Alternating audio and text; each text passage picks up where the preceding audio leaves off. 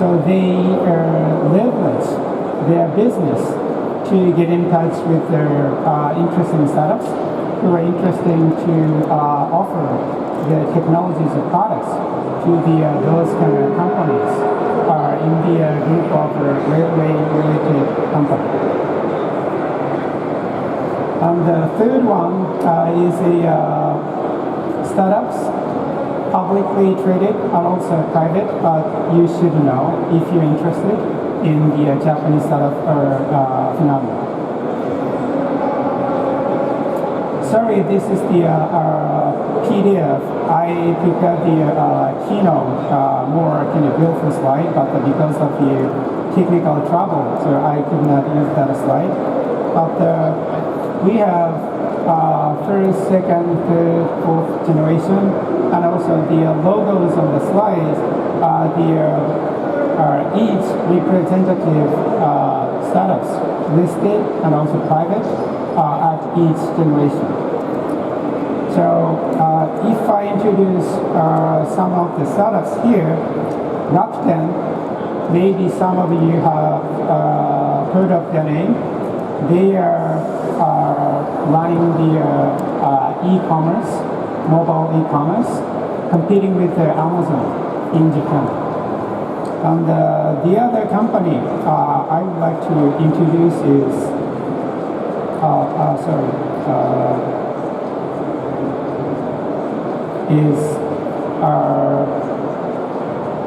the third generation on the left, Mercari. So that is the only one unicorn born in Japan. But they are going to be public pretty soon. Now, as you see, third generation, lots of private companies, their figures in dark blue, even though they have a pretty high valuation, but they are still private. That is the other trend happening in the Japanese startup phenomenon.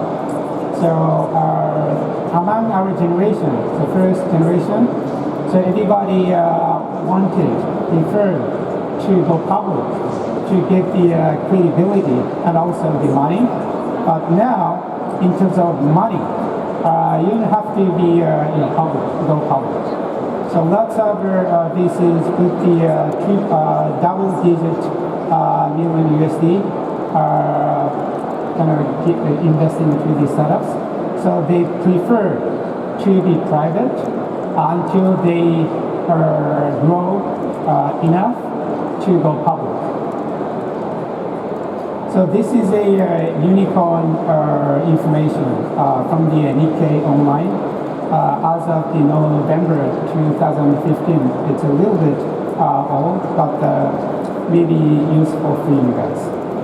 So this is 10 highest valuation private companies in Japan at that time.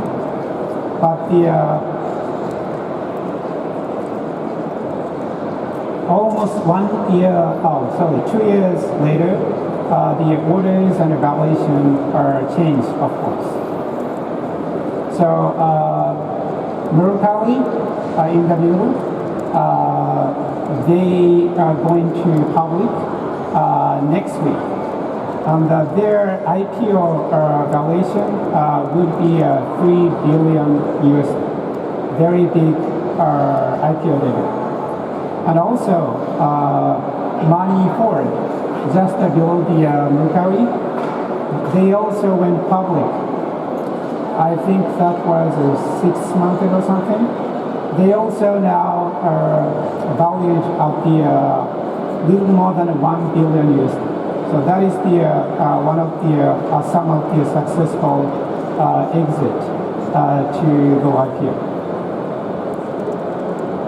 So fourth one, that is the my last part. Let me introduce the Japanese startup ecosystem. So this is Tokyo.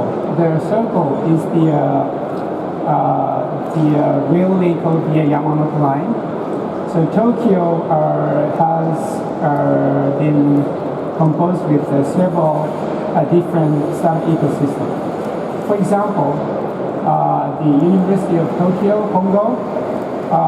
University of Tokyo is the top tier universities in Japan, and there are lots of pretty cool, clever students, and majoring technical majors like computer science, biotechnologies, or mechanical engineering, etc. So they used to prefer to get a job at the large corporations, like a bank, like consulting firms or government agencies. But now, lots of such top universities or technical talents start their own startups. So universities also help them to start their own company, and they have also set up the VCs as a part of the university's function. And Marunouchi and also Otemachi is the financial district, like Frankfurt in Germany. So this is a company called the Mitsubishi Estate. They are sort of like owner of those areas. They are dominant. So they have lots of big companies as the tenants. However, Japan is facing with their aging society, so they are now really serious to find, welcome, promising startups who are going to be a big tenant of their buildings. And Roppongi and also Toranomon are also modern, very startup savvy district. And Shibuya, maybe some of you guys know, Shibuya is a pretty young culture city, but also recognized as a startup village. And Shinjuku is busiest station on this planet.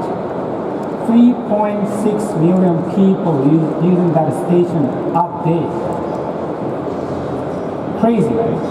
However, in terms of the startup or innovation ecosystem, they are very behind from the all other ecosystems in the central part of Tokyo. So now they are also thinking how they can attract lots of young talents, startups, to come into that area. So this is a very good competition to stimulate startups, also governments, to kind of enhance Japanese startup ecosystem. Also, this is the other topic related to startup phenomena in Japan. Fukuoka is west part of Japan. It's a kind of main city of the Kyushu Island. So they are pretty much close to some other Asian countries, like very close to Hong Kong, Seoul, Singapore, etc., Taiwan. So and also the mayor of Fukuoka, a pretty innovative person. So they help foreign entrepreneurs to come into Japan to give them a startup visa for 1 year, in addition to the government initiative. So this is my presentation about the startup landscape in Japan. Hope you guys are interested. Thank you. So thank you, Hirashi-san. Please remain on stage because I think we still have a couple of minutes, right, so that we can give the audience the opportunity to ask questions to Hirashi-san. As introduced, Hirashi-san is not only an investor but also an ecosystem builder. So you can ask questions about investment as well as connecting different startup ecosystems. Please. Does anyone have a question? If no, it's okay. If not, oh yes, please. How tough is it to do business without speaking Japanese? Good question.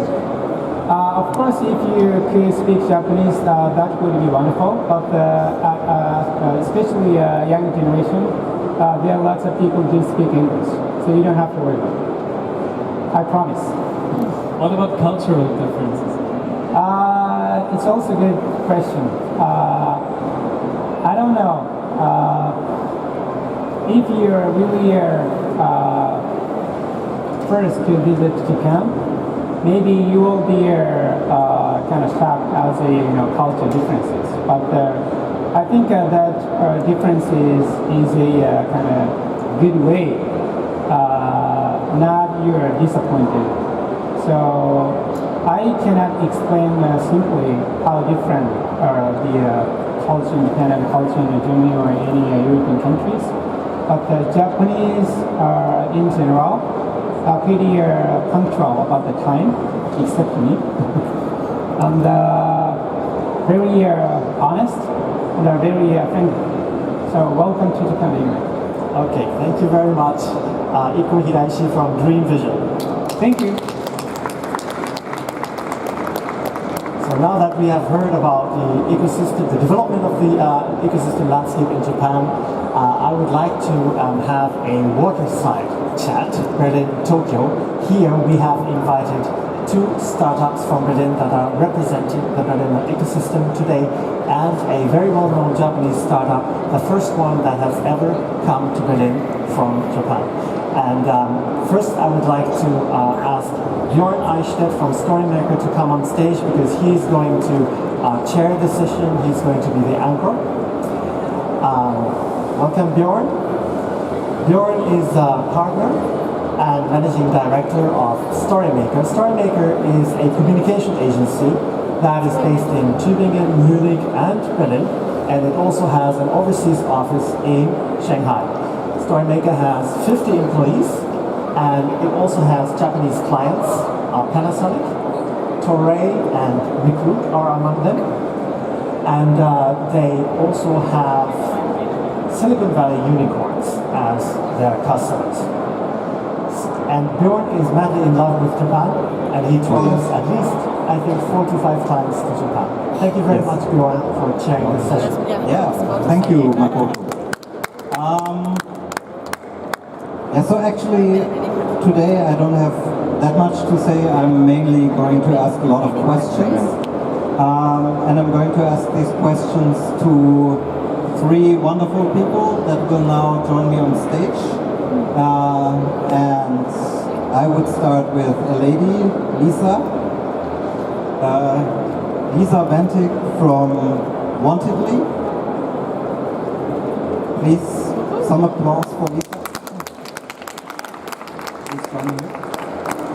Next person is Daya Gutnik from Bunch.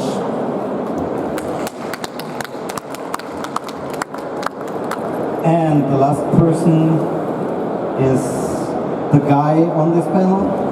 It's Gen from IM. Welcome. Okay. So,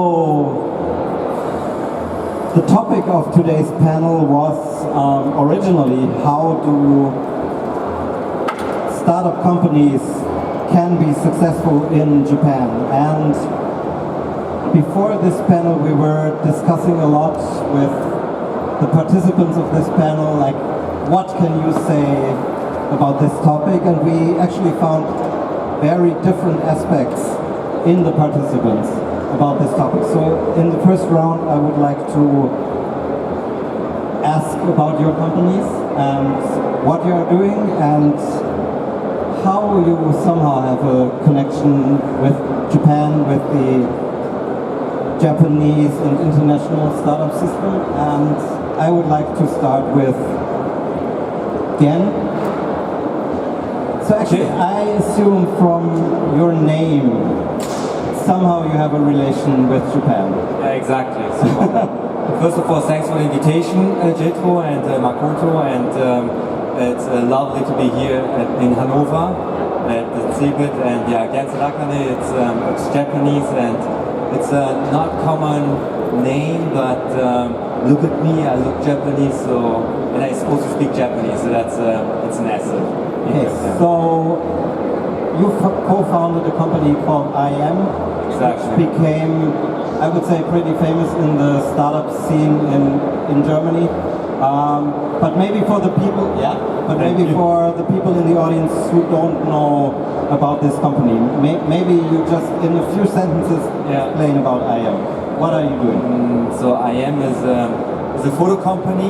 It's the best description is it's a combination of Instagram and Getty Images. So we have also a huge community of 25 million photographers worldwide, and there are also plenty of in Japan, in the States, and in Europe. So you can also earn some money. So download the app. So it's written this way, I and then EM, and then you can also make money out of it. So I'm also taking a lot of pictures from my floor in the Berlin flat. It's a wooden floor, and I also made a lot of 2 grants already. So upload your floors. That's great. So you are Japanese, but is there already a Japanese community in IM? And if you look at that community, what makes IM successful in that community? And are the success factors different to your German community, for example? So my background is advertising, so I also work for Lufthansa, and you know that every market is special, so you need not only translation, but you need the feeling of this special market. And Japan is also super unique. It's also super difficult, and you have to translate everything, stuff like that. But Japan is also a huge photo-loving country, and I think that's super important in our case, that we also love photography, and the people feel that. The community feels that we're not doing that for a huge exit to Mixi or stuff like that. Yeah. So I think that's what the people feel, and we have to be authentic, and I think this is always important. Thank you. So Daya, you come from a company called Bunch. Maybe you explain to the audience, like, what is Bunch doing? So I'll try the same ease of pitch as for IM. So we are a data company. We work with high growth startups mostly, but also the grown-up companies. And we enable them to use dormant data, to use communication data that exists in their teams, to help those teams to grow stronger, to build a stronger team culture, and to basically move forward as they scale. To those of you that have built businesses and have scaled them up, you probably can relate to the growth pains, wrong hires, lack of coordination, wrong misunderstandings, and so on, specifically when you work with different nationalities and cultures. And we basically bring psychological models and knowledge of researchers together with real-time data that exists in companies, and we bring it to the users, to the teams, to help them improve their performance and well-being. So in the end of the presentation by Ikuo, we got a question from the audience about intercultural differences in Japan. And so you are specialized in somehow bringing cultures together. So what would you say in general, if a startup company, for example, that tries to go to Asia, that goes to specifically go to Japan, what are important factors from your knowledge that somehow have to take into consideration that help to build stable teams, even if you have very strong differences between the cultures? So I think most of the companies we work with are either Berlin-based, live in Germany, or American, and oftentimes we see that they have a lot of different nationalities on board. So while I don't have a direct relationship with Japan, you're absolutely right. We work with customers that have very, very diverse teams most of the time. And what we know from research on company culture and what makes teams successful, it's really not so much about where you come from, what your demographic is, what your skill set is, or what even your personality type is. What really drives coherent and very high performant and kind of like those teams that we all want to be a part of is more about what you can agree on is important to that specific group. So it's really much more about norms, so what we consider being good and normal when we work with each other. And that set of norms, for those teams where that is very clear, very explicit, very lived, and very shared in a group of people, those teams perform better. So the tricky part is that there is not one set of norms that is best for everyone, and that every team and every company needs to accept that kind of design task of defining what for this specific business case is the most important thing to achieve and to do, and how to accomplish the work that needs to be done. So once that understanding is explicit in there, and there is a shared set of norms that people are committed to, usually things go very, very fluid, independent of how different or equal people are on that team. So that means, if I understood that, and if that somehow takes away my worries about cultural differences, then I might decide at one point to go to Japan to start like a startup company there, or to bring my startup company there, and then I might meet people, and then I might stumble upon a company called Wantedly. So, Lisa, what is Wantedly doing, and why would I maybe need this company if I go to Japan and want to find people? So Wantedly started out as something like the underdog recruitment network for startups in Japan about 6 years ago, and I think by now has developed to the biggest player of that kind in Asia. And well, simply said, we help teams get together, and I totally agree with what you said, that every team has a different approach to getting to the goal, so it's really a question of finding the right fit for each. Okay, but now somehow you became a very early player. You told me in the audience when Makoto introduced us that actually you are the second Japanese startup to come to Germany, not the first, but a very early player coming from Japan. Good Patch was first. I'm sorry. I'm very sorry. No, but yeah. So why did you come to Germany? Well, I am from Germany. Yeah, I mean your company, not you. No, I know. To give a bit of background, I've been living in Japan for the past 12 years. I just recently moved back to my home country here because for Wantedly, I've been doing the international expansion so far, mostly in Asia, and I had the pleasure to work also with a lot of international startups in Tokyo that wanted to settle down there. But now we finally decided to come to my home base, so to say, and so now we're expanding here in Europe.